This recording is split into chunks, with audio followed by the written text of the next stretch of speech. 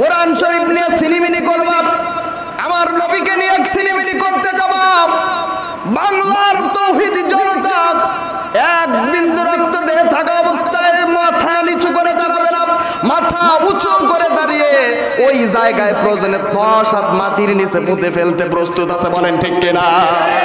এই জন্য যদি কোনো মামলা হয়, হামলা হয়, কোনো ষড়যন্ত্র হয়, ওই মামলার হামলা ষড়যন্ত্রের কাছে আমরা মাথা নত করবো না, ঠিক কিনা বলে?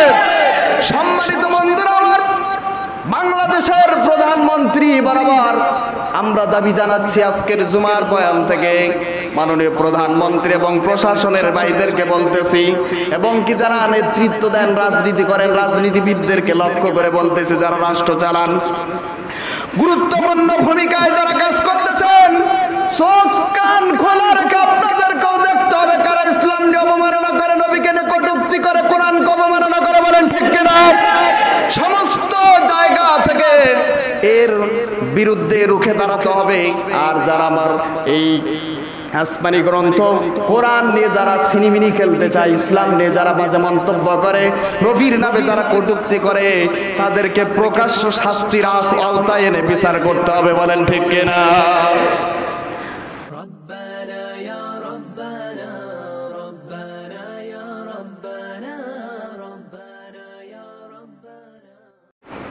সকলের প্রতি আন্তরিক সালাম এবং মোবারকবাদ জ্ঞাপন করছি। আসসালামু আলাইকুম ওয়া রাহমাতুল্লাহি ওয়া বারাকাতুহু। প্রথমেই লাখ কোটি শুকরিয়া আদায় করছি সেই মহান রব্বুল আলামিনের দরবারে, যে মহান মনিব আমাদেরকে দুনিয়ার সমস্ত কাজ কর্ম থেকে বিরত রেখে,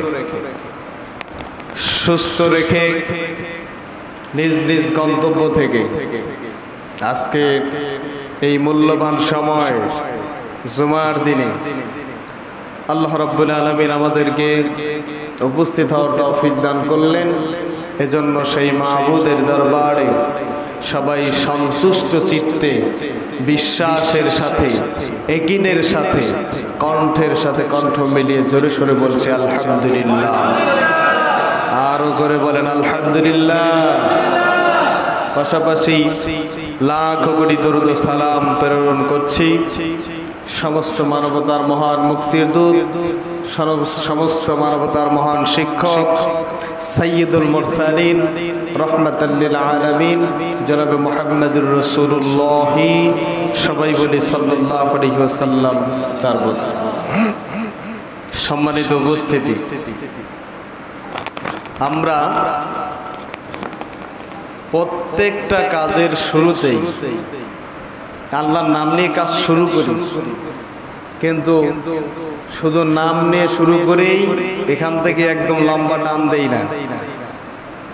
আল্লাহর নাম নিয়ে শুরু করার পরপরই আমরা আল্লাহর শুকরিয়া আদায়ের পাশাপাশি তার বন্ধু বিশ্ব নবীর প্রতি দরুদ ও সালাম পাঠ করি। এরপরে আমরা আমাদের আলোচনা হোক বা কোনো জলসায় হোক বা যে কোনো অনুষ্ঠানে হোক, দ্বীনি মজলিস যেটা, এই ধারাবাহিকতার মাধ্যমে আমরা শুরু করি, ঠিক কিনা? কিন্তু এক শ্রেণীর আমার ভাইরা আছেন, শুধু আল্লাহর নামের প্রশংসা দিয়ে শুরু করে, কিন্তু বিশ্ব নবীর নাম তাদের মুখে বেশি উচ্চারিত হয় না। আছে না নাই? জোরে বলেন আছে না নাই? একটা কথায় আছে, যার ওসিলায় সিন্নি খাও, কি চেনো না? মোল্লা চেনো না, এটা বলে থাকে অনেক। আমাদেরকে আল্লাহ চিনিয়েছেন কে? কার মাধ্যমে চিনেছি?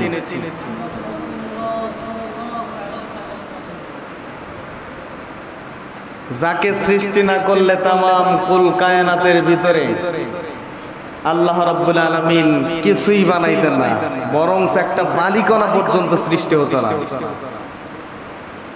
সেই নবীর নাম নিতে যাদের কষ্ট হয় বা নিতে চায় না, না নিক, এদের ব্যাপারে আমার কোনো বক্তব্য নাই। যে যেরকম নবীকে ভালোবাসে সে ওই রকমই নবীকে ওই স্থানে রেখে দেয়। আমি যদি আমার কলিজা আছে, যদি আমার নবীকে ভালোবাসি, অবশ্যই আমার নবী আমার কলিজা, ঠিক কিনা বলেন, এই জায়গায় থাকবে। সম্মানিত বন্ধুরা আমার, আল্লাহ রাব্বুল আলামিন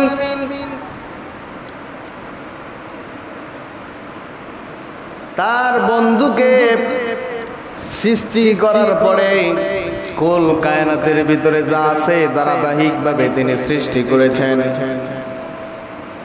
আমি এর আগে বলেছি, এই কথাটা অনেক অস্বীকার করে, বলে জাল হাদিস। তুমি জাল হাদিস, তুমি জাল দিয়া মাছ ধরো গিয়া, তোমার সাথে আমার তর্ক করার দরকার নাই, ঠিক কিনা বলেন। যার জ্ঞানের পরিধি যতটুকু ততটুকুই সে বলবে, ততটুকুই তার কাছ থেকে আমরা পাওয়ার আশা করি। 1 কেজির গ্লাস থেকে 1 কেজির 100টা বেশি আশা করা যাবে না, ঠিক কিনা বলেন। ওই যেই গ্লাসের ভিতরে যতটুকু আছে ততটুকুই আশা করা যাবে। এর চেয়ে বেশি যদি আশা করি এটা বোকামি হবে, এটা কোনো জ্ঞানীর কাজ হবে না। সমস্ত ইলম যে শুধু আমার ভিতরেই থাকবে অথবা আরেকজনের মাঝে থাকবে, ওর মাঝে থাকবে, সব একজন জানবে, এটা কিন্তু হতে পারে না। সব কিছুর জ্ঞান যার ভিতরে ছিল তিনি হলো আমার নবী, আপনার নবী, তো জাহানের বাদশা, বিশ্ব নবী জনাবে মুহাম্মদুর রাসূলুল্লাহ সাল্লাল্লাহু আলাইহি ওয়াসাল্লামকে আল্লাহ সব জ্ঞান দিয়েছিলেন, বলেন ঠিক কিনা। একমাত্র সব জ্ঞানের অধিকারী করে আল্লাহ তাকেই বানিয়েছিলেন। এই জন্য আমার নবী বলেছেন, আমি দুনিয়ায় কারো ছাত্র হয়ে আসি নাই, আমি বিশ্ব নবী দুনিয়ায় সব মানুষদের জন্য শিক্ষক হিসাবে দুনিয়ায় প্রেরিত হয়েছি। সুবহানাল্লাহ। আমার নবী কি হয়ে এসেছেন? সব বিষয়ের জ্ঞান এই পৃথিবীতে আমার নবীর পরে কারো মাঝে পাওয়া যাবে? জোরে বলেন, আশা করা যায়? এই জন্য আমাদের মাঝে অনেকে আছে এরকম বলেন যে এক হুজুর আরেক হুজুরের কথার সাথে মিলে না। মেলার কারণ, না মেলার কারণ একটাই, আমার জ্ঞান আর তার জ্ঞান এক সমান নয়, কিছু ভিন্নতা আছে, কম বেশি আছে, ঠিক কিনা বলেন। এই কারণে মিলে না। সাহাবীদের মাঝেও মতভেদ ছিল, আমাদের মাঝেও মতভেদ আছে। সাহাবীদের মধ্যে মতভেদ ছিল, কিন্তু মতভেদ নিয়ে শত্রুতা ছিল না। কিন্তু আজকের জামানায়, আজকের সময় আমাদের মতভেদ নিয়ে আমরা একে অপরের শত্রু হয়ে গেছি, ঠিক কিনা বলেন। আমার মতের সাথে যার মিল আছে, যার মতের, আমি শুধু তাকেই ভালোবাসি। আমার মতের বিরুদ্ধে যারা আছে তাদেরকে আমি দেখতে পারি না, তারাও আমাকে দেখতে পারে না। এইরকম অবস্থা হয়ে গেছে। এই জন্যই আজকে এত ফিতনা, ঠিক কিনা বলেন। 4 জন ইমাম, 4 মাযহাবের 4 জন ইমাম, তাদের ভিতরেও মতভেদ ছিল, পার্থক্য ছিল, কিন্তু তাদের ভিতরে এই মত পার্থক্য নিয়ে কোনো শত্রুতা ছিল না, দ্বন্দ্ব ছিল না, ঠিক কিনা বলেন। কিন্তু আজকে কি অবস্থা হয়ে গেছে? আজকে আমি একটা বলতেছি এটা জায়েজ, আরেক ভাই এসে বলতেছে এটা বেদাত বা এটা নাজায়েজ, এটা হারাম লাগছে আমার মধ্যে আর তার মধ্যে। মতের মিল নাই, আমরা আসলটা খোঁজাখুঁজি করছি না, যে আসলে দেখি তো কোনটা ঠিক, আমারটা ঠিক না তারটা ঠিক, এরকম চিন্তা ভাবনা নাই। আমার মতের সাথে মিল নাই, তুই এখান থেকে সর, তোর সাথে আমার কোনো কথা নাই। এরকমই হয়ে গেছে পরিস্থিতি, ঠিক কিনা। এইটা যতদিন থাকবে, আর আসলে আমি যতই বলি না কেন, আমি বলি আর অন্যরা বলুক, যতই বলুক না কেন, এই মিল আর হবে না ইমাম মাহদী আসার আগ পর্যন্ত। কারণ কিয়ামতের আগ মুহূর্তে সবচেয়ে বড় বড় ফিতনা সৃষ্টি হবে। এই ফিতনাগুলো সৃষ্টি হবে আলেমদের মাধ্যমে। কাদের মাধ্যমে? এই আমার মতো এরকম যারা আছি, বেশি জানি আর কম জানি, আমার মতো আলেমদের মাধ্যমে কিয়ামতের আগ দিয়ে বিভিন্ন ফিতনা ফেরকা সৃষ্টি হবে। মানুষগুলো ফিতনার সাগরে হাবুডুবু খাইতে থাকবে। কেউ কেউ এই অবস্থা দেখে কারোটাই মানবে না, শেষ মুহূর্তে মানুষটা বিপদে চলে যাবে। পরিস্থিতি এরকম হয় নাই? অনেকে বলেই ফেলে কারোটাই মানবো না, আমার বিবেক জামাল ওইটাই করবে। এই বিবেক নিয়ে সঠিক পথ সবসময় চেনা যাবে না, নির্ধারণ করাও যাবে না। আমি যদি সঠিক পথ চিনতে চাই, অবশ্যই একজন পথ চিননেওয়ালা ব্যক্তির মাধ্যমে আমাকে চিনতে হবে, ঠিক কিনা বলেন? সম্মানিত বন্ধুরা, আল্লাহর নবী হাদিস শরীফের মধ্যে বলেন, বুখারী এবং মুসলিমের হাদিস, বিশ্বনবী বলেছেন, লা ইউমিনু আহাদুকুম হাত্তা কুনা হাব্বা ইলাইহি মিন ওয়ালিদিহি ওয়া ওয়ালাদিহি ওয়ান নাসি আজমাইন। তোমরা ততক্ষণ পর্যন্ত খাঁটি মুমিন হতে পারবে না যতক্ষণ না আমি নবীকে তোমাদের মা বাবা সন্তান সন্ততি এবং কেউ আরেকটা হাদিসে এসেছে তোমার নিজের জীবনের চেয়ে যতক্ষণ পর্যন্ত আমি বিশ্ব নবীকে ভালোবাসতে না পারবে ততক্ষণ পর্যন্ত তোমরা কেউ খাঁটি ইমানদার বা খাঁটি মুমিন নিজেদেরকে দাবি করতে পারবে না।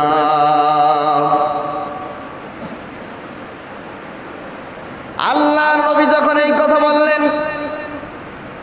হযরত ওমর বলেছিলেন, ইয়া রাসূলুল্লাহ, মা বাবা সন্তান সন্ততির স্ত্রী পুত্র সব কিছুর চেয়ে আপনাকে বেশি ভালোবাসতে পেরেছি, কিন্তু এখন পর্যন্ত আমি ওমরের জীবনের চেয়ে আপনি নবীকে বেশি ভালোবাসতে পারি নাই। আল্লাহ নবী বললেন, ওমর শোনো, দুনিয়ার সব কিছুর চেয়ে আমাকে ভালোবাসতে পেরেছো, কিন্তু তোমার নিজের জীবনের চেয়ে এখন পর্যন্ত আমি নবীকে ভালোবাসতে পারো নাই। অতএব শুনে রাখো ওমর, তুমি এখনো খাঁটি মুমিন হতে পারো নাই। সুবহানাল্লাহ কইবেন না? আশ্চর্য বিষয়। ওমর বলতেছেন, হুজুর, মা বাবা সন্তান সন্ততি স্ত্রী পুত্র এবং কি দুনিয়ার সব কিছুর চেয়ে আপনাকে ভালোবেসেছি, কিন্তু এখন পর্যন্ত আমি ওমরের জীবনের চেয়ে আপনাকে বেশি ভালোবাসতে পারি নাই। নবীজি বললেন, তাহলে শুনে রাখো ওমর, তুমি এখনো খাঁটি মুমিন হতে পারো নাই। সুবহানাল্লাহ। হযরত ওমর মাথা নিচু করে দাঁড়িয়ে আছেন, চোখের পানি ছেড়ে দিয়ে কাঁদতেছেন। বিশ্ব নবী দেখলেন ওমর লজ্জিত হয়ে গেছে, অন্তরে আঘাত লেগে গেছে, মাথা নিচু করে কাঁদতেছে। আল্লাহর নবী যেই শাহাদাত আমলির দ্বারা আসমানের চাঁদকে ইশারা করে দ্বিখণ্ডিত করে ফেলে দিয়েছিলেন, ওই শাহাদাত আমলির দ্বারা হযরতে ওমরের কলবের দিকে এরকম করে একটা ইশারা যখন করেছে, হযরত ওমর আকস্মিক ভাবে একটা চিৎকার মেরে আল্লাহু আকবার বলে বলে, ইয়া রাসূলুল্লাহ, আল্লাহর কসম করে বলতেছি, কিছুক্ষণ আগেও আমি ওমরের জীবনের চেয়ে আপনাকে বেশি ভালোবাসতে পারি নাই, কিন্তু এই মুহূর্তে এই জায়গায় দাঁড়িয়ে আমি ওমর বলতেছি, এই মুহূর্তে আমি ওমরের জীবনের চেয়ে আপনি নবীকে বেশি ভালোবেসে ফেলেছি। সম্মানিত বন্ধুরা আমার, হযরত ওমর নবীর নামে কটূক্তি করার কারণে নিজের বাবাকেও ছাড় দেয় নাই। নিজের বাবাকে দুনিয়া থেকে বিদায় করে দিয়ে এক মুহূর্ত দেরি করে নাই, বিদায় করে দিয়েছে আমার নবীর নামে কটূক্তি করার কারণে। আজ বাংলার জমিন হোক বা অন্য কোন রাষ্ট্র হোক, যেই জমিনেই হোক না কেন, পৃথিবীর কোন প্রান্তে যদি আজ যদি আমার নবীর নামে কেউ যদি কোনো বাজে মন্তব্য করতে চায় বা কোনো কটূক্তি যদি করে, আমার নবীর ব্যঙ্গ চিত্র যদি কেউ অঙ্কন করতে চায়, যারা নবীকে নিজের জীবনের চেয়ে ভালোবাসে, নিজের জীবনের চেয়ে যারা নবীকে ভালোবেসেছেন এবং কি ভালোবাসতে পারেন নাই নিজের জীবনের চেয়েও, কিন্তু আপনি জানেন বিশ্বনবী যাকে না বানাইলে আল্লাহ কিছু বানাইতেন না, আল্লাহর পরে যার স্থান তিনি হলো আমার নবী, আপনার নবী, মদিনার কামলিওয়ালা নবী, শাফাতের কান্ডারি, রাহমাতাল লিল আলামিন। ওই নবীর নামে যদি কেউ বাজে কোনো মন্তব্য যদি করে, জীবন থাকতে এবং কি এই দেহে এক বিন্দু রক্ত থাকা অবস্থায় কোনো মুসলমান সহ্য করতে পারে না।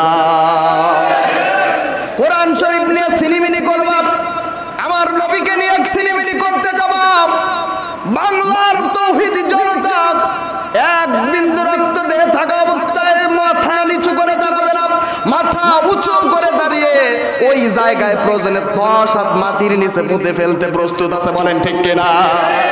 এই জন্য যদি কোনো মামলা হয়, হামলা হয়, কোনো ষড়যন্ত্র হয়, ওই মামলার হামলা ষড়যন্ত্রের কাছে আমরা মাথা নত করবো না, ঠিক কিনা বলে?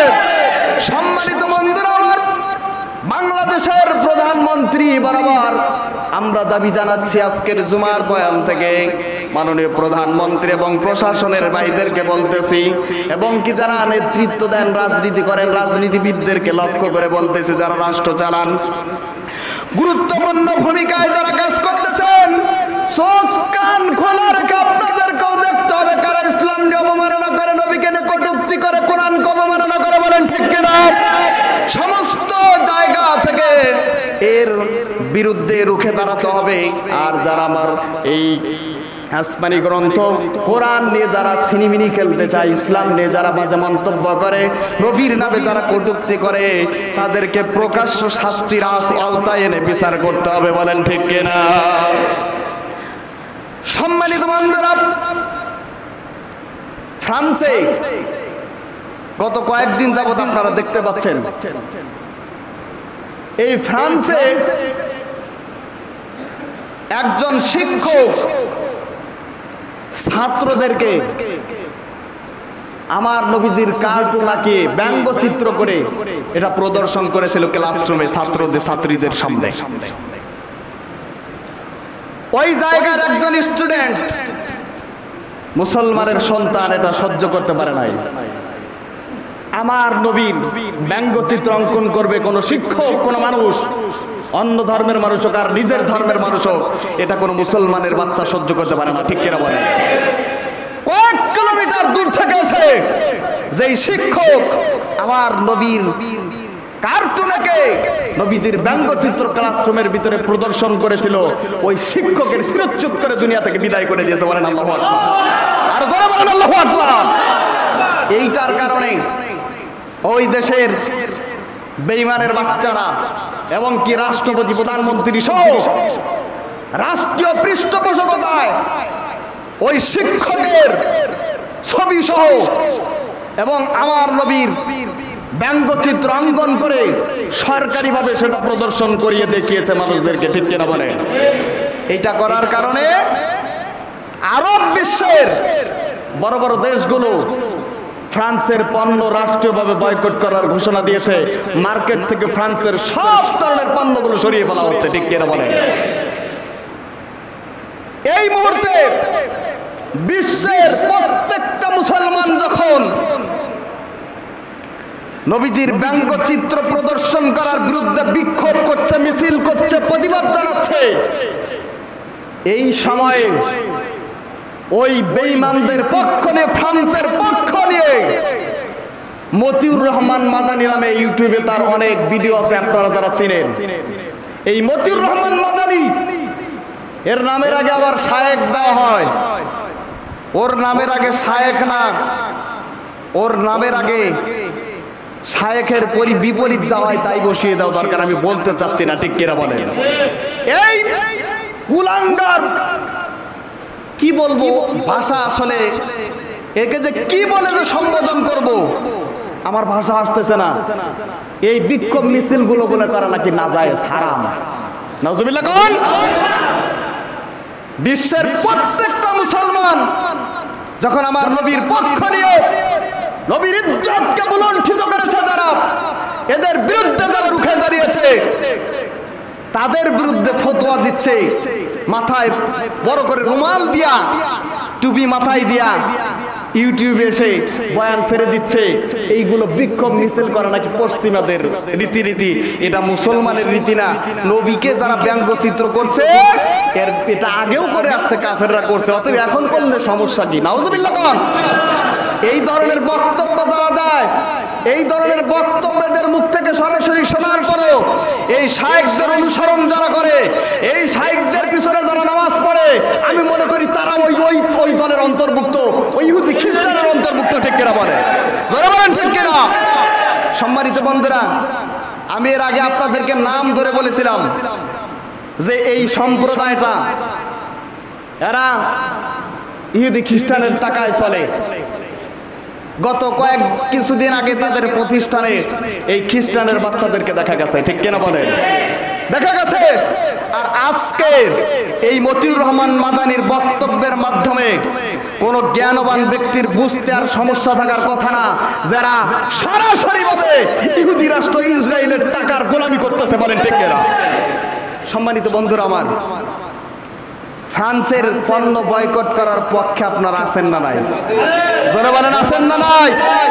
বাংলার জমিন থেকে প্রতিটা মার্কেট থেকে ফ্রান্সের সমস্ত পণ্য রাষ্ট্রীয়ভাবে বর্জন বা বয়কট করা হোক, এর পক্ষে কারা কারা আছেন হাত তুলে দেখান। হাত নামান। আল্লাহ সকলকে নবীজির পক্ষে কবুল করুক, জোরে বলেন আমিন। আমাদের দেহে এক বিন্দু রক্ত থাকা অবস্থায় নবীজিকে নিয়ে, ইসলামকে নিয়ে, কোরআনকে নিয়ে কেউ কোনো বাজে মন্তব্য করবে, এটা আমরা সহ্য করব না, ঠিক কিনা বলেন? জোরে বলেন ঠিক কিনা? ভয় পাইতেছেন? আজকে ইসলামিক ফাউন্ডেশনের মাধ্যমে রাষ্ট্রীয়ভাবে সারা দেশে বিক্ষোভ ঘোষণা করা হয়েছে, মিছিলের ব্যবস্থা করা হয়েছে। আমাদের চন্দ্রা তিনি মোড়েও আজকে কালিয়াকৈর উলামা পরিষদের ব্যানারে সমস্ত তৌহিদি জনতা তারা সেখানে গিয়ে এই ফ্রান্সের বিরুদ্ধে বিক্ষোভ মিছিল করবে, ওখানে আহ্বান করা হয়েছে। আমরা এই বিক্ষোভে যদি সময় থাকে তাহলে সকলেই যাওয়ার চেষ্টা করবো ইনশাআল্লাহ। সম্মানিত বন্ধুগণ, বিশ্ব নবীর কে নিয়ে যারা এই ধরনের কাজ করেছে এরা আবু জাহেলের চেয়েও খারাপ, ঠিক কিনা বলে? কারণ আবু জাহেলরাও নবীজির কার্টুনে কোনো সময় ব্যঙ্গচিত্র অঙ্কন করে প্রদর্শন করে নাই, ঠিক কিনা? আমি যে বক্তব্য দিচ্ছি এই বক্তব্যের কারণে কেউ কি মতিউর রহমান মাদানির মতো মন মানসিকতা নিয়ে আমার বিরুদ্ধে কথা বলবেন?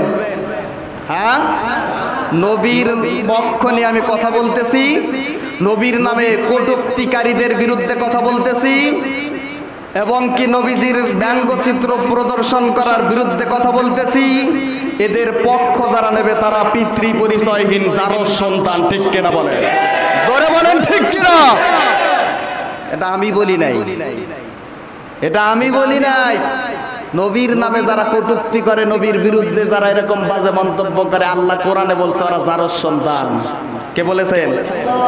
তাহলে আল্লাহ যদি বলে ওরা জারজ, আমার আর আপনার বলতে কোনো দ্বিধা আছে? জোরে বলেন আছে? এখন যদি মন চায় মতিউর রহমান মাদানির পক্ষ নেবে, জারজ সন্তানের খাতায় নাম আপনি ইচ্ছা করে লেখাবেন, আমার কিচ্ছু করার নাই, ঠিক কিনা বলেন?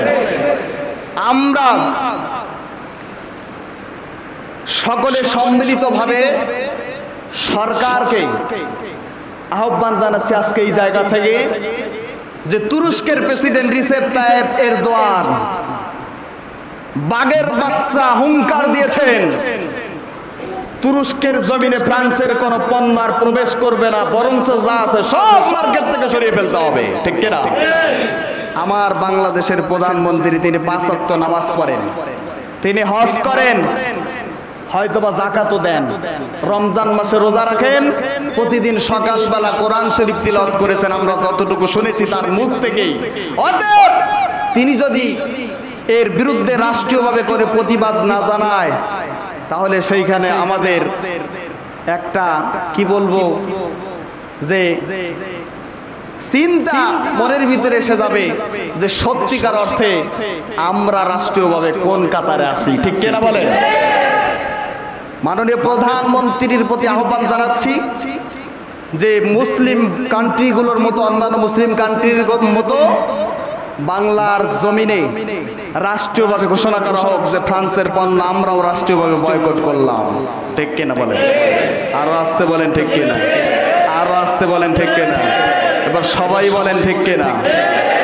আচ্ছা, আপনাদের আওয়াজ আজকে খুব কম দেখতেছি, ক্ষুধা লাগছে না অসুস্থ? অসুস্থ না, ক্ষুধাও লাগে নাই, তাহলে উপর দিকে তাকান, তাকান সবাই উপর দিকে তাকান, লজ্জা করেন না, তাকান। যতটুকু শক্তি আছে ততটুকু শক্তি একটু অন্তর থেকে আল্লাহরে ডাক দেন তো, আল্লাহ। সকলেই বলেন আল্লাহ। আওয়াজ হবে এরকম, মুসলমান আওয়াজ দেবে এরকম করে, বাঘের মতো হুঙ্কার করবে অন্যায়ের বিরুদ্ধে, ঠিক কিনা বলে? নবীজি যখন হিজরত করেন, ওই হিজরতের পরে মক্কাবাসীর সাথে যেই যুদ্ধ হয় সেই যুদ্ধের নাম কি? জোরে বলেন, জানা নাই? বদরের যুদ্ধ। কোন যুদ্ধ? এই বদরের যুদ্ধে নবীজি সাহাবীদেরকে প্রস্তুত করছেন। দুইটা ছোট্ট বাচ্চা এসে বিশ্ব নবীকে বলতেছে, ইয়া রাসূলুল্লাহ, আমরা দুই ভাইও আপনার সাথে বদরের ময়দানে যেতে চাই, দয়া করে যদি আপনি অনুমতি দিতেন। বিশ্বনবী বলতেছেন, না, তোমাদেরকে নেওয়া যাবে না, তোমরা ছোট মানুষ, তোমাদের এখনো যুদ্ধে যাওয়ার বয়স হয় নাই। বড় ভাই যেটা, এই বড় ভাই বলতেছে, ইয়া রাসূলুল্লাহ, আমি লাইনে দাঁড়াই, এরপর আপনি দেখেন আসলে আমাকে নেওয়া যাবে কি। ছোট্ট মানুষ। বাকি যে সাহাবীরা কাতারে দাঁড়িয়েছেন তারা তো উঁচু উঁচু, লম্বা লম্বা, আমার মতো খাটো না। এই ছোট্ট বাচ্চা এদের সমান লম্বা নয়। এদের সমান হওয়ার জন্য দু পায়ের দুটো বুড়ো আঙ্গুলের উপর ভর করে দাঁড়িয়েছে, যুদ্ধে যাবে। সুবহানাল্লাহ। আল্লাহর নবী লক্ষ্য করে দেখলেন এই দুই ভাই যুদ্ধে যাওয়ার জন্য, ওদের তো যুদ্ধে যাওয়ার বয়স হয় নাই, কিন্তু আমার সাথে বদরের ময়দানে কাফিরদের বিরুদ্ধে জিহাদ করার জন্য, যুদ্ধ করার জন্য, যাওয়ার জন্য প্রস্তুত। নবীজি লক্ষ্য করে দেখে ছেলেটা দুটো পায়ের আঙুলের উপর, বুড়ো আঙুলের উপর ভর করে লম্বা হয়ে দাঁড়িয়ে আছে। বিশ্বনবী তার দিকে তাকায়, তার যে যুদ্ধে যাওয়ার যে আগ্রহ দেখে বললেন, ঠিক আছে, তোমাকে অনুমতি দেওয়া হলো।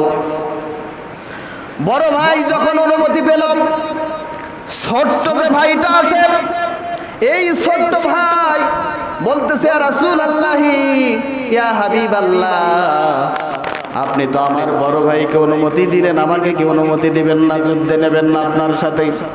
নবীজি বললেন, না বাবারে, তোমাকে তো নেওয়া যাবে না, কারণ তুমি খুবই ছোট মানুষ, তোমাকে যুদ্ধের ময়দানে নিয়ে যাওয়া যাবে না, তোমার বয়স হয় নাই, তুমি একটু বড় হও, তারপরে নিয়ে যাব।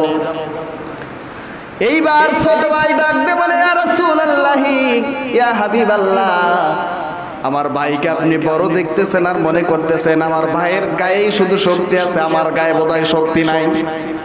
ইয়া রাসূলুল্লাহ, আপনি যেহেতু আমাকে ছোট মানুষ মনে করে অনুমতি দিচ্ছেন না, আপনি একটু দয়া করে আমাকে আমার ওই ভাইয়ের সাথে একটু শক্তি পরীক্ষা করার জন্য আমার ভাইয়ের সাথে একটু কুস্তি লড়ার ব্যবস্থা করে দেন। দেখেন আমার শক্তি বেশি না আমার ভাইয়ের শক্তি বেশি, যাকে অনুমতি দিয়েছেন। নবীজি বললেন, ঠিক আছে, তোমরা দুই ভাই একটু কুস্তি লড়ো। আর গ্রামের ভাষায় বলে পাসার ধরা। এবার বুঝছেন তো, পাসরা পাসরি করা মানে পাসার ধরা বলে গ্রামের ভাষায়। নবীজি বললেন, ঠিক আছে, দুই ভাই লড়ো, দেখি কার শক্তি বেশি। তুমি যদি তোমার ভাইয়ের সাথে যদি শক্তিতে যদি জিতে যাও, তাহলে তোমাকেও নিয়ে যাবো। জোরে কান সুবহানাল্লাহ। ছোট ভাই যখন এই কথা শুনলেন, নবীজি কুস্তি লড়ার অনুমতি দিলেন দুই ভাইকে। ছোট ভাইয়ের চোখে পানি ছলছল করতেছে, দু চোখে পানি ছলছল করতেছে। বড় ভাইকে লক্ষ্য করে চোখের ইশারা দিয়ে বোঝাচ্ছে, বাইরে বিশ্ব নবী তো তোকে অনুমতি দিয়েছে, অনুমতি নবীজি যাকে দেয় যাই হোক না কেন, তা সেই অনুমতি আর পরিবর্তন করবে না, তোকে পাঠাবেই, যুদ্ধে নিয়ে যাবে। কিন্তু আমি তো ছোট, তোর গায়ে শক্তি বেশি, আমিও জানি, তুইও জানোস। কিন্তু ভাইয়া, জীবনে তোর কাছে আমি কিচ্ছু চাবো না, আজকে একটা জিনিস তোর কাছে আমি চাই। আমি ছোট ভাই তোর কাছে একটা জিনিস আজকে দাবি করি। চোখের ইশারায় বলতেছে। ছোট ভাই চোখের ভাষা, ছোট ভাইয়ের চোখের ভাষা বড় ভাই বুঝে ফেলেছে। ছোট ভাই কান্দে আর বলে, ভাই রে, তুই যদি আজকে একটু ইচ্ছে করে আমার নিচে পড়ে আমাকে যদি তোর উপরে যদি রাখোস, একটু নবীর সামনে যদি দেখায় দেশ তোর সে শক্তি আমার বেশি, তাহলে নবীজি আমাকে বদরের ময়দানের সাথে নিয়ে যাবে যুদ্ধ করার জন্য। তুই কি একটু আমাকে এই সুযোগটা করে দিবি? যদি এই সুযোগটা করে দেস, জীবনে তোর কাছে আমি ছোট ভাই কিছু চাবো না। বড় ভাই বুঝতে পারলো ভাষা। ছোট ভাইয়ের সাথে যখন কুস্তি লড়া শুরু হয়ে গেছে, পাঁচরা পাঁচরির এক পর্যায়ে বড় ভাই ইচ্ছে করে জমিনে পড়ে গেছে, ছোট ভাইকে উপরে বসার, বুকের উপর বসার ব্যবস্থা করে দিয়েছে। আল্লাহু আকবার। ছোট ভাই এবার বড় ভাইয়ের সিনার উপরে বসে দু হাত উঁচু করে আল্লাহু আকবার বলে বিশ্ব নবীকে ডাক দিয়ে বলে, ইয়া রাসূলুল্লাহ, ইয়া হাবিবাল্লাহ, আপনি তো আমাকে বললেন ছোট মানুষ গায়ে বোধহয় শক্তি নাই, তাকায় দেখেন আমার বড় ভাইকে আমি নিচে ফেলে দিয়া আমি আমার বড় ভাইয়ের বুকের উপর বসে ফেলেছি, আমার কি শক্তি নাই? বলেন ইয়া রাসূলুল্লাহ, এখন কি আমাকে জিহাদের ময়দান আপনি নিয়ে যাবেন না? বিশ্ব নবী দেখলেন এই ছোট্ট দুইটা বাচ্চা আমার পক্ষে দাঁড়িয়ে জিহাদের ময়দানে যাওয়ার জন্য, জীবন দেওয়ার জন্য কিভাবে প্রস্তুত আর কাঁদতেছে। সুবহানাল্লাহ। দুইটা বাচ্চার এরকম দুই ভাইয়ের যখন ইচ্ছা দেখলো জিহাদের ময়দানে যাবে, বিশ্বনবী বললেন, ঠিক আছে, তোমাদের দুই ভাইকে আমি অনুমতি দিলাম, জিহাদের ময়দানে চলো। বদরের যুদ্ধ যখন শুরু হয়ে গেছে, জিহাদের ময়দানে বয়স্ক একজন সাহাবীকে এই ছোট্ট দুইটা ভাই আগায় গিয়া বলতেছে, চাচা আপনি তো মক্কার মানুষ, আপনি তো মক্কায় ছিলেন, আমরা শুনেছি, দুই ভাই শুনেছি মক্কায় নাকি আমার নবীকে সবচেয়ে বেশি যন্ত্রণা দিয়েছে আবু জাহেল, আমার নবীকে সবচেয়ে বেশি কষ্ট দিয়েছে আবু জাহেল, আমার নবীকে দেশেও থাকতে দেয় নাই, জন্মভূমি মক্কায় থাকতে দেয় নাই। ওই আবু জাহেল কোনটা? ওই আবু জাহেল এই বেঈমানের বাচ্চা কোনটা? একটু কি আমাদের দুই ভাইকে দেখায় দেওয়া যাবে? এই সাহাবী, বৃদ্ধ সাহাবী মনে মনে বিরক্ত হলেন, বিশ্বনবী কেন এই দুইটা শিশু বাচ্চাকে যুদ্ধের ময়দানে নিয়ে আসলো? এরা তো যুদ্ধ করতে পারবে না, এরা তো এমনিতেই আঘাত পেয়ে শেষ হয়ে যাবে। বলে, তোমরা কেন আবু জাহেলকে খুঁজতেছো? তোমরা কি আবু জাহেলকে দিয়ে কি করবা? দুই ভাই ওই সাহাবীকে ডাক দিয়ে বলে, চাচা আপনাকে শুধু বলেছি, আপনার কাছে জানতে চেয়েছি, আপনি একটু বলেন কোনটা আবু জাহেল, তারপর আমরা দুই ভাইকে করে আপনি তাকায় তাকায় দেখেন। আল্লাহু আকবার। ওই সাহাবী লক্ষ্য করে দেখিয়ে দিলেন, ওই যে তাকায় দেখো সবচেয়ে বড় উঁচু গোড়া যেটা, ওই যে লম্বা একটা মানুষ তরবারি চালাচ্ছে আর ঘুরতেছে বদরের ময়দানে, ওইটাই হচ্ছে আবু জাহেল। এই কথা যখন বলছে, ওই সাহাবী ডাক দিয়ে বলে, আমি লক্ষ্য করে দেখেছি, আমি যখন আবু জাহেলকে দেখায় দিয়েছি এই দুইটা ভাইকে, দুইটা ভাই, একজন ছোট ভাইকে বড় ভাই বলতেছে, তুই আমার পিছন দিকটা বাঁচাবি, পিছন থেকে যেন আঘাত করে আমাদেরকে কেউ থামাতে না পারে, তুই পিছন দিকের আঘাতটা থামাবি আর আমি সামনে তরবারি চালাতে যাবো। যেরকম সুবহানাল্লাহ। তরবারি নিয়ে যায় নাই দুই ভাই, মায়ের হাত থেকে বলছে, মা আমরা তো যুদ্ধের ময়দানে যাব, নবীজি আমাদেরকে অনুমতি দিয়েছেন, আমাদের তো অস্ত্র নাই, আমাদের হাতে কিছু দেন। মা তো অস্ত্র দিতে পারে নাই, দুইটা খেজুরের ডাল এনে দুইটা সন্তানের হাতে দিয়েছে বদরের যুদ্ধে যাওয়ার জন্য। যেরকম সুবহানাল্লাহ। এই মায়ের হাতের দুইটা খেজুরের ডাল নিয়ে দুবাই আঘাত ফিরাতে এই ডাল ঘুরাতে আবু জাহেল পর্যন্ত যখন চলে গেছে, আবু জাহেলের কাছাকাছি যখন চলে গেছে, আবু জাহেল তো উঁচু ঘোড়ার ভিতরে আছে, এরা তো ছোট্ট মানুষ, আবু জাহেলের গলা পর্যন্ত তো পাওয়া যাচ্ছে না। এবার বড় ভাই ছোট ভাইকে বলতেছে, ছোট ভাই পিছন দিকের আঘাত কিন্তু ফিরাবি, পিছন দিক ভালো করে লক্ষ্য রাখ। আবু জাহেলের গলা বরাবর তো আঘাত করা সম্ভব না, কারণ তো উঁচু ঘোড়ার উপরে আছে, বড় মানুষ।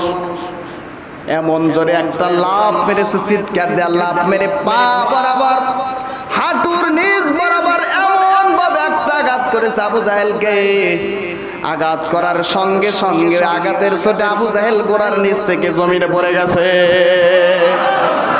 জমিনে যখন পড়ে গেছে, এই পাশেই ছিল আবু জাহেলের ছেলে, পরবর্তীতে আবু জাহেলের ছেলে ইসলাম গ্রহণ করেছে, মুসলমান হয়েছিল, নবীর সাহাবী হয়েছিল, কিন্তু ওই সময় তো বাবার পক্ষে তখন তো সে কাফের। লক্ষ্য করে দেখে এত বড় সাহস, দুইটা ছোট্ট বাচ্চা আমার বাবাকে ঘোড়ার পিঠ থেকে আঘাত করে ফেলে দিল। তরবারি চালায়া বড় ভাইয়ের হাতের মধ্যে আঘাত করেছে, হাতটা এমন ভাবে কেটে গেছে, চামড়াটা একটু ঝুলে আছে, এরকম করে হাতটা লড়ে, দৌড়াতে পারে না। ডান হাতে তো খেজুরের ডাল নিয়ে তো যুদ্ধ করতেছে, এই হাতটাকে শুধু ডিস্টার্ব করে।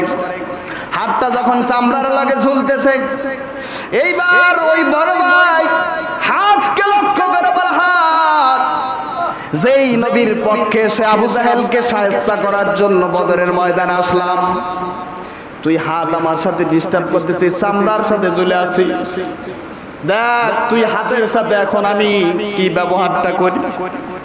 শুধু তুই হাত কেন, আমার নবীর জন্য যদি এই বদরের ময়দানে আমার জীবন যায় তো আমার কোনো কষ্ট নাই, আমার কোনো আপত্তি থাকবে না, কোনো কষ্ট থাকবে না। এইটা বলে হাতটা পায়ের নিচে পাড়া দিয়া ধরে হাতটা এমন জোরে একটা টান মেরেছে, আল্লাহু আকবার বলে হাতটা ছেড়ে জমিনে পড়ে যায়। বড় ভাই জমিনে পড়ে গেছে। দুই ভাই মিলে আবু জাহেল কেমন শায়েস্তা করেছে, কিতাবে আসছে আবু জাহেলকে পিটাইতে পিটাইতে এমন অবস্থা করেছে আবু জাহেল ঠান্ডা হয়ে গেছে, আর কোনো লড়াচড়া নাই। সম্মানিত বন্ধুরা, বড় ভাই ছোট ভাই মাকে ডাক দে বলে, ছোট ভাই জীবনে কোনোদিন তোর কাছে আমি কিচ্ছু চাই নাই, তুই আমার কাছে চেয়েছিলি যে আমি যে তোর নিচে পড়ে যাই, তুই আমার বুকের উপর উঠে বসবি, বদরের ময়দানে আসতে পারবি। আমি তোর ওই চাওয়াটা পূরণ করছি, তুই একটা চাওয়া কি আমার পূরণ করবি? ছোট ভাই কান্দার বলে, ভাই তোমার কি পানির পিপাসা লাগছে নাকি? তোমার কি পানির পিপাসা লাগছে? পানি চাইবা নাকি? বলেন না রে আমি কোনো পানি চাই না। কই তুমি আমার কাছে তাহলে কি চাইবা তাড়াতাড়ি বলো।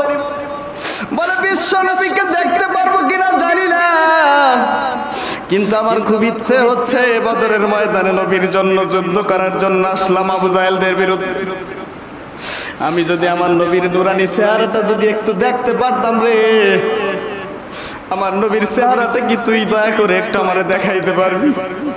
ছোট ভাই কান্দে বলে, ভাইয়া তুমি তো লক্ষ্য করে দেখতেছো যুদ্ধের ময়দানে যুদ্ধ চলতেছে, এই মুহূর্তে তো এই নবীকে এইখানে আনা সম্ভব না। এইবার বড় ভাই কান্দার ডাক দা বলে, ছোট ভাই রে শোন, নবীকে গিয়া বলিস ওই যে নবী যেদিন মক্কা থেকে মদিনা এসেছিল ওই দিন সব ছোট ছোট বাচ্চারা নবীকে জড়ায়া ধরছিল, আর নবীজি কাঁদছিল আর বলছিল, মদিনার ছোট্ট ছোট্ট বাচ্চারা, আমি আমার মায়ের দেশ মক্কা, আমার বাবার দেশ মক্কায় আমি থাকতে পারি না, মক্কার মানুষগুলো আমারে মক্কায় থাকতে দেয় না, আমি মদিনায় চলে আসছি, আর মদিনা তোমরা আমাকে এইভাবে জড়িয়ে ধরেছ, তোমরা ছোট্ট বাচ্চারা কি আমি এই নবীকে কথা দিতে পারো? আমি মদিনায় যতদিন থাকবো, তোমরা যতদিন বেঁচে থাকবে, আর আমি নবী যতদিন বেঁচে থাকবো রে, তোমরা কি আমি নবীকে এইভাবে জড়ায় ধরে রাখবা, কথা দিতে পারো? ওই দিন আমি আর তুইও ছিলাম, ওই ছোট্ট বাচ্চাদের মধ্যে আমি আর তুইও ছিলাম, নবীকে কথা দিয়েছিলাম যতদিন বেঁচে থাকবো, জীবন থাকতে নবীর বিরুদ্ধে যাব না, আর নবীর বিরুদ্ধে যদি কেউ কিছু করে তার পক্ষ নেব না। বিশ্ব নবীরে গিয়ে বলিস ওই দিন যে ওয়াদা দিয়েছিলাম, আজকে বদরের ময়দানে জীবন দিয়া সেটা প্রমাণ করে দিলাম, নবীরে ভুলি নাই, নবীর পক্ষে বদরের ময়দানে জীবন দিলাম। ও আজকের উপস্থিত আমার ভাইরা বাবাজিরা, ওই যে মাজ আর মুয়াজ দুই ভাই মিলে যেভাবে হাসতে হাসতে বদরের ময়দানে যাওয়ার জন্য পাগল হয়ে গেল, নবীর শত্রু আবু জাহেলের বিরুদ্ধে দাঁড়ালো, আবু জাহেলকে দুনিয়া থেকে বিদায় করে দিল। আজও যদি আপনি যদি দাবি করেন নামাজ 5 ওয়াক্ত পড়েন আর না পড়েন, রমজান মাসে রোজা সবগুলো রাখেন আর না রাখেন, মাথায় টুপি রাখেন আর না রাখেন, পাঞ্জাবি পরেন আর না পরেন, কিন্তু আমি জানি, আমার বিশ্বাস, বাংলার একটা মুসলিম শিশু পর্যন্ত নবীকে কেউ কটূক্তি করবে, নবীর বিরুদ্ধে কথা বলবে, কেউ চুপ থাকবে, এটা আমার বিশ্বাস হয় না। ও আজকের মসজিদ উপস্থিত জনতা, আপনাদেরকে লক্ষ্য করে একটা কথা আমি এই মুহূর্তে শেষে জানতে চাই। আজকে যারা নবীর বিরুদ্ধে ব্যঙ্গচিত্র অঙ্কন করে, নবীর বিরুদ্ধে যারা কথা বলে, আমরা কি তাদের পক্ষে থাকবো না তাদের বিরুদ্ধে হুঙ্কার দিয়ে দাঁড়িয়ে যাব? পক্ষে থাকবেন নাকি বিরুদ্ধে দাঁড়াবেন? জোরে বলেন, ওদের বিরুদ্ধে হুঙ্কার দিবেন না ওদের পক্ষ নেবেন?